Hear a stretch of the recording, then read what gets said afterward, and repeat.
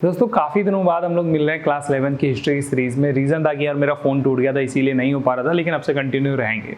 तो दोस्तों मैं पढ़ा रहा था आपको लास्ट टाइम पे इस्लाम का उदय। काफ़ी लंबा चैप्टर लग रहा है मेरे को। कहने का मतलब ये कि यार हम लोग कितने दिनों से पढ़ रहे हैं, कोई ना कोई रीज़न के कारण इस चैप्टर पूरा ही नहीं होना चाहता है, लेकिन अब हम इसको पूरा करके ही मानेंगे। तो जहाँ तक दोस्तों मैंने आपको पढ़ा दिया था उसके आगे की जो शुरुआत है वो यहाँ से होती है कि धर्म युद्ध जो है शुरू हो गए। अभी तक आपने देखा कि जो मुस्लिम साम्राज्य था उसी में दोस्तों सारे एक दूसरे जो कभी खिलाफत, कभी अब्बासी, कभी उम्मयद लोग जो है सत्ता पर आ रहे थे, लेकिन अब यहाँ पर दोस्तों सत्ता पर आने की शुरुआत जो थी वो ईसाई लोगों की हो रही थी। सबसे पहले ना इस कहानी को आपको बैक में जाकर के समझना पड़ेगा, क्योंकि धर्म युद्ध की जो शुरुआत है ना वो सन 1098 में पहला धर्म युद्ध हुआ था, लेकिन हम सबसे पहले 638 ईस्वी के बारे में समझ लेते हैं। 638 में क्या हुआ? एक ऐसी जगह जहां पर ईसाइयों का साम्राज्य था, एक ऐसी जगह जहां पर ईसाइयों के चर्च थे, एक ऐसी जगह जहां पर ईसाई लोग अपना पूजा पाठ लोगों को काफ़ी अच्छे से जो है ज्ञान वगैरह दे रहे थे। 638 ईस्वी में मुसलमानों ने उसको कब्जा कर लिया। अब यहाँ से एक प्रॉब्लम शुरू हुई कि सारे के सारे ईसाई साइड हो गए, लेकिन उन साम्राज्यों में मुसलमानों का शासन शुरू हो गया। ये जगह थी जेरूशलेम नाम की, जो कि पड़ती है फिलिस्तीन में। अब दोस्तों यहाँ से जितने भी ईसाई थे वो सारे के सारे मुसलमानों से नाराज हो गए, लेकिन कर भी क्या सकते थे, क्योंकि सत्ता पर तो इस्लाम धर्म के लोग शासित हो गए थे। ये बात चलती रही काफ़ी लंबे समय तक में। इस दौरान दोस्तों यहाँ पर क्या हो रहा था कि अगर कोई ईसाई दूसरा इनके साम्राज्य में ऐसी जगहों पर आते जाते थे जहाँ पर मुसलमान रहते हैं, इनको काफ़ी ज़्यादा जो है अच्छे तरीके से सम्मान दिया जाता था। इनको जो है किताब वाले लोग भी कहा जाता था। क्यों? क्योंकि इनके पास ना अपना खुद का एक धर्म था, धर्म ग्रंथ हुआ करता था, और मुसलमानों के पास उस टाइम तक में धर्म ग्रंथ नहीं होता था। तो ये सारी बातें चलती रही, और ये जो आपके ईसाई लोग थे इनके मन में कहीं ना कहीं आक्रोश फूटता रहा, क्योंकि इनकी यार भगवान की जगह इनकी जो ईसाई के सबसे बड़े आप जानते होंगे परमेश्वर ईसा मसीह जो होते हैं क्रूसारोपण वाले, तो वो दोस्तों उनके पैदा होने की, उनके मरने की जगह जो है, उनकी पवित्रता वाली जगह जो है, उसको जेरूशलेम को इस मुसलमानों ने अधिग्रहण कर लिया था। तो ये कहानी इस तरीके से चलती रही, और इसके बाद में जब आई 11वीं शताब्दी, तो दोस्तों यहाँ पर ईसाइयों को कुछ करने का मौका मिला। क्या मौका मिला, इस चीज़ को हम समझते हैं। सबसे पहले दूसरे अन्य जगहों पर, जैसे जहाँ मुसलमानों का राज्य नहीं है, वहाँ पर दोस्तों सामंतीवाद व्यवस्था चल रही थी। ये जितने भी ईसाई लोग हैं ये अपने साम्राज्य को ना काफ़ी ज़्यादा ऐसे एक्सपेंड करना चाहते थे। वहाँ पर टैक्सेस वगैरह बढ़ाना चाहते थे, लोगों को और ज़्यादा समृद्धशाली बनाना चाहते थे, और शांति के साथ में सारा काम करना चाहते थे। इसके लिए इन्होंने दोस्तों देखो ईसाई लोग ज़्यादातर शांत रहे उस टाइम तक में, तो ऐसे इन्होंने एक ईश्वरीय शांति आंदोलन भी चला रखा था कि अगर इस आंदोलन के तहत में आप काम करते हो तो आपको जो भगवान है वो शांति प्रदान करेगा। अब ये जो शांति प्रदान करने वाली बात थी ना, ये बात लड़ाई के लिए तो यूज में नहीं ली जा सकती, लेकिन इन्होंने दोस्तों मुसलमानों के खिलाफ यूज में ले लिया। कैसे? उस टाइम तक में इन्होंने क्या किया, जितने भी नॉर्मन लोग थे, जितने भी हंगरीवासी लोग थे, या और आसपास के स्लाव वगैरह जगहों के लोग, उन सबको इन्होंने ईसाई बना दिया, लेकिन मुसलमान ईसाई नहीं बने। अब जब मुसलमान ईसाई नहीं बने तो उनके खिलाफ इन्होंने धर्म युद्ध की शुरुआत कर दी। अब धर्म युद्ध की शुरुआत बताया दूसरे लोगों को क्या कह करके शुरू किया। इन्होंने बताया कि ऐसे सभी लोग जो मुसलमान हैं या हमारे धर्म के विरुद्ध हैं, वो सारे के सारे इस धर्म के मतलब खिलाफ जाते हैं। अगर हम इनके खिलाफ लड़ाई करेंगे भी, हम इनके खिलाफ खड़े भी हो जाते हैं, तो हमको ईश्वरीय शांति प्राप्त होगी। ये चीज़ बहुत ज़्यादा जरूरी थी कि जितने भी ईसाई लोग जो शांत रहते थे आज तक ही, मतलब कभी लड़ते नहीं थे, वो सारे के सारे भी मुसलमानों के खिलाफ हो गए। अब मुसलमानों के खिलाफ होने की जो वजह है वो मैंने आपको बता दी कि इनकी पवित्रता वाली जगह जो थी वो मुसलमानों ने अधिग्रहण कर लिया था। तो शुरुआत कहाँ से हुई धर्म युद्ध की? धर्म युद्ध सबसे पहले ना समझते क्या है। जैसे ही सन 1095 में, यहाँ पे मैंने लिखा नहीं है, सन 1095 में सजलुक सुल्तान मलिक शाह दोस्तों इनके मुसलमानों के अंतिम शासक थे उस जगह पर, जेरूशलेम वाली जगह पर, इनकी मृत्यु हो गई।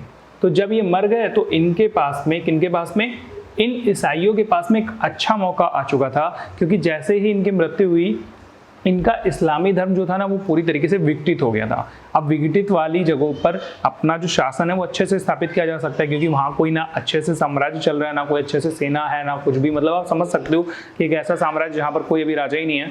तो वो वाली हाल सिचुएशन थी यहाँ की। और वाइजेंटाइन के एक सम्राट थे जिनका नाम था अलेक्सियस प्रथम। इन्होंने दोस्तों ये सोचा कि बहुत अच्छा मौका है हमें सम्राट जो पूरा जेरूशलेम है उसको वापस से अधिग्रहित करने का।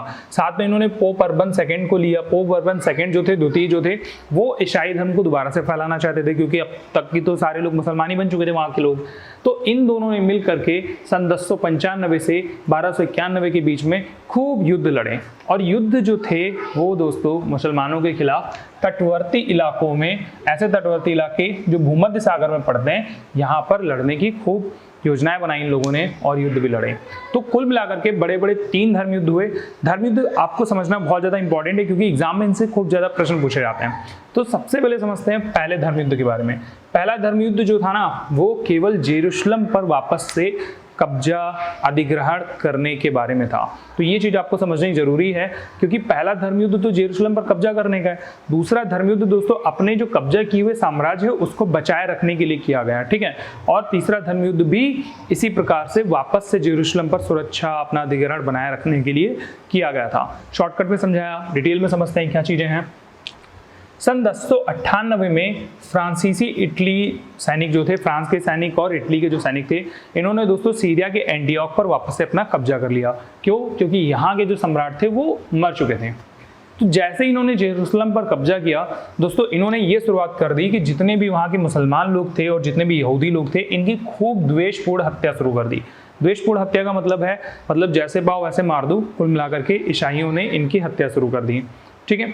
और इन्होंने सीरिया और फिलिस्तीन के क्षेत्रों में 4 बड़े राज्य स्थापित किए। इन राज्यों का नाम रखा आउटरैमर।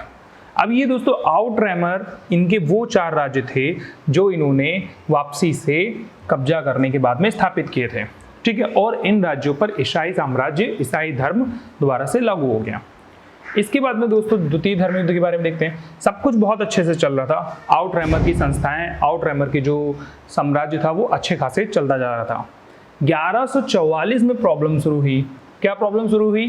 तुर्कों ने एडेसा पर कब्जा कर लिया। अभी एडेसा इन आउटरैमरों में से एक जगह है।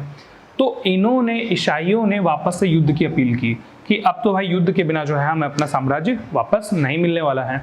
तो इन्होंने जैसे ही युद्ध की अपील की, जर्मनी सेना ने दमिश्क पर कब्जा करने की शुरुआत कर दी। और यहाँ पर एक प्रॉब्लम ये हुई कि जो जर्मन सेना थी ये गई तो दमिश्क तक लड़ने के लिए, लेकिन वहाँ पर हार करके आ गए, बिना अपने मकसद को पूरा किए हुए इनको आना पड़ा। और यहीं से दोस्तों आउटरैमर की जो स्थिति थी वो काफ़ी ज़्यादा बिगड़ने लग गई। मतलब ये जो 4 साम्राज्य थे दोस्तों, ये ठीक तरीके से काम नहीं कर पा रहे थे, इनकी शक्ति कमज़ोर होने लग गई। जब शक्ति कमजोर हो गई, कहने का मतलब पावर होगी, और देखो सैनिक वैनिक संस्थाएं जो पावर थी वो कमजोर हो गई होंगी, या दूसरे राज्यों पर इनकी पकड़ कमजोर हो गई होगी, कुछ लोग इनकी बातें नहीं मान लोगे, तो इसी तरीके से हम बोलते हैं कि शक्ति कमजोर हो गई। तो आउटरैमर कुल मिलाकर के हो गए कमजोर। और जब ये कमजोर हुए तो इन्होंने विलासिता की शुरुआत कर दी। विलासिता माने होता है महंगे महंगे शौक पालना, खूब सारा पैसा उड़ाना, इन सारी चीज़ों में। और जो अपनी संस्थाएं थी उन सभी को दोस्तों इन्होंने नई नई जगहों के लिए जो है शुरू कर दिया कि भाई नई जगहों पर आपको कब्जा करना है और जो नई जगह हैं उन पर प्रयोग करना है। कुल मिलाकर की कहानी ये है कि आउटरैमर जो थे, एडेसा में जब इनका कब्जा छूट गया, क्योंकि एडेसा में तुर्कों का कब्जा हो गया, तो इन्होंने अन्य नई जगहों पर कब्जा करने का, ईसाइयों ने नई जगहों पर कब्जा करने की शुरुआत कर दी। लेकिन प्रॉब्लम एक और हुई। 1187 ईस्वी में सलाह अल दीन नाम के एक व्यक्ति थे जिन्होंने इन ईसाइयों को हरा करके वापस से जेरूशलम पर कब्जा कर लिया। यानी कि सबसे पहले कहानी क्या बन रही है कि 638 में मुसलमान, ठीक है, उसके बाद में सन 1098 में फिर से यहाँ पर ईसाई लोग, और इसके बाद में 1187 में फिर से सलाह अल दीन यानी मुसलमानों का कब्जा फिर से जेरूशलम पर हो गया। अब तक ये आपने ये समझा होगा कि पहले जेरूशलम जो था वहाँ पर जितने भी मस्जिद वगैरह थे उन सबको चर्च बनाया गया। चर्च बनाने के बाद में दोस्तों ये जो सलाह अल दीन थे, इन्होंने वापस से जो है उसको मस्जिद बना दिया, मतलब गिरजाघर को मस्जिद बना दिया। खैर बाकी अगर हम लोग बात करें सलाह अल दीन की, तो सलाह अल दीन उतने ज़्यादा द्वेषक व्यक्ति नहीं थे जैसा कि ईसाइयों ने यहाँ पर मुसलमानों और यहूदियों की हत्याएं कराई थी। बहुत ही शांत स्वभाव के पर्सन थे ये सलाह अल दीन। अगर आप उनके रिसर्च पेपर यानी कि जो इतिहास के जितने पूरा आप लेख वगैरह देखोगे तो वहाँ पर आपको जो है पता चलेगा कि सलाह अल दीन की जो छवि है काफ़ी ज़्यादा अच्छी थी। नाम के आगे भी दीन लगा हुआ है, दीन मतलब काफ़ी ज़्यादा मतलब दान पुण्य वाले व्यक्ति रहे होंगे। तो खैर जो भी है, तो सलाह अल दीन ने क्या किया, जेरूशलम को जीत लिया और गिरजाघरों को वापस से मस्जिद में बदल दिया। अच्छा, एक इनकी और छवि देखने को मिलती है सलाह अल दीन की कि इन्होंने कई सारे कार्य तो ईसाइयों को ही दिए हुए थे।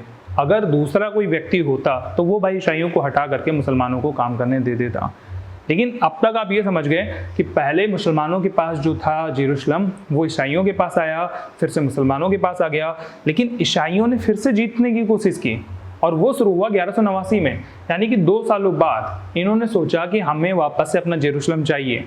इसके लिए इन्होंने बहुत कोशिश की, फिलिस्तीन में घुसे, फिलिस्तीन में गए युद्ध लड़ने के लिए, लेकिन यही बहुत अच्छी बात रही कि ये घुस तो पाए, कुछ कर नहीं पाए।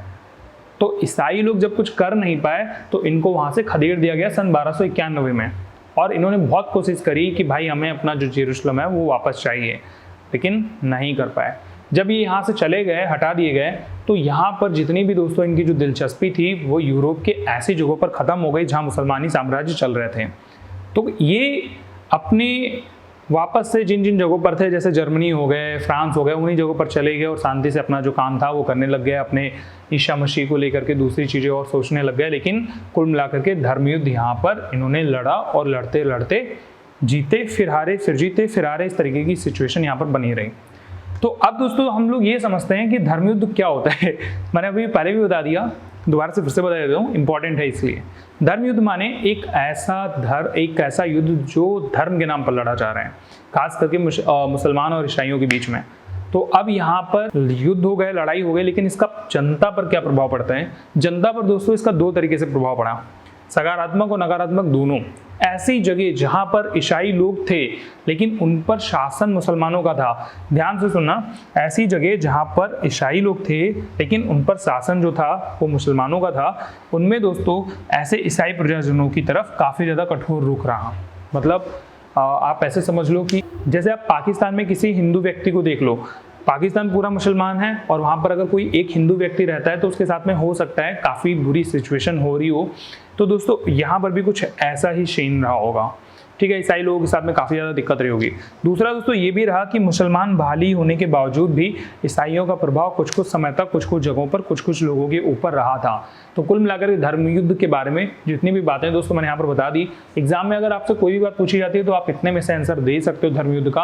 अब दोस्तों हम लोग समझते हैं सीरिया में फ्रैंक के बारे में। अब दोस्तों हम लोग आगे बढ़ते हैं और बात करते हैं सीरिया में फ्रैंक के बारे में, जो एक आपकी बुक में बीच में पैराग्राफ दिया है। एक बहुत ज़बरदस्त स्टोरी है और मैं चाहूँगा कि आप इस स्टोरी को खुद से रीड करें और इस स्टोरी को समझें, क्योंकि ये स्टोरी एक फ्रैंकियन व्यक्ति की है। जो फ्रैंक का व्यक्ति है वो सीरिया में जाता है। अब सीरिया के बारे में आप सबको पता है कि उस पर किसका कब्जा था, वहाँ पर जाने के बाद में किस तरीके से जो है उसके साथ में व्यवहार किया जाता है और उसको कौन सा व्यक्ति किस तरीके से बचाता है। अगर शॉर्ट में बताऊँ तो कुल मिलाकर के ये है कि एक ऐसा व्यक्ति जो अपने दुश्मनों के इलाके में जाता है और वहाँ से कैसे बच करके आता है। अगर आप इस स्टोरी को खुद से पढ़ेंगे तो मुझे बहुत ज़्यादा अच्छा लगेगा, क्योंकि आपको स्टोरी पढ़ने के बाद में ना एक प्रकार से थोड़ा सा गर्व फील होगा। तो आई थिंक आप इस स्टोरी को पढ़ने वाले हैं। और अगर आपके पास में बुक नहीं है तो मैं यहाँ पर आपको स्टोरी दिखाई दे रहा हूँ, आप एक बार इस वीडियो को पॉज करके पूरी स्टोरी पढ़िए और जब आप स्टोरी पढ़ ले तो आप मेरे को कमेंट करके जरूर बताना कि आपने स्टोरी पढ़ी कि नहीं। आशा करता हूँ दोस्तों आपको अब तक की वीडियो जो है पूरी तरीके से समझ में आ गई होगी। अगर आप ये वीडियो अभी भी देख रहे हो तो मुझे कमेंट बॉक्स में FOG लिख करके जो है बताना बिल्कुल भी ना भूलें।